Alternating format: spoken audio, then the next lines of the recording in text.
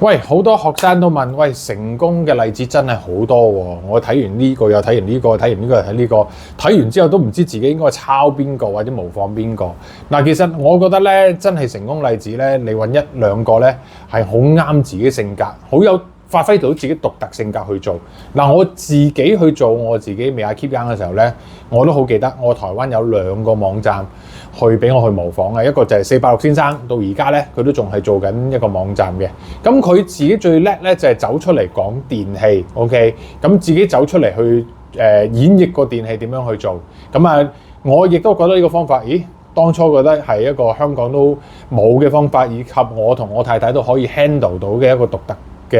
嘅市場去做喎，咁我先去做嘅。嗱，其實而家咧，即係講緊網店或者直播咧，已經係非常非常之多到係一個紅海啊！咁但係我仍然都覺得自己喺呢個紅海裏面咧，都仍然係有一個比較獨特、一柱擎天嘅一個藍海市場。就係我喺短視頻嗰邊都係可以好獨特，用到大概2分鐘就介紹呢個產品出嚟。嗱，意思上喺香港咧，有99% 嘅網店店主或者直播店主咧，都仲係教緊大家要用價錢，唔係講價值，以及係嘥大家直播時間2至3個鐘頭賣嘢。其實我呢樣嘢我係唔認同，所以其實抄一定要真係知道自己嘅獨特賣點喺邊度，唔好阿 A 做乜你又跟住佢隨波逐流，呢啲係叫做隨波逐流，就唔係叫突出你自己獨特嘅性格㗎。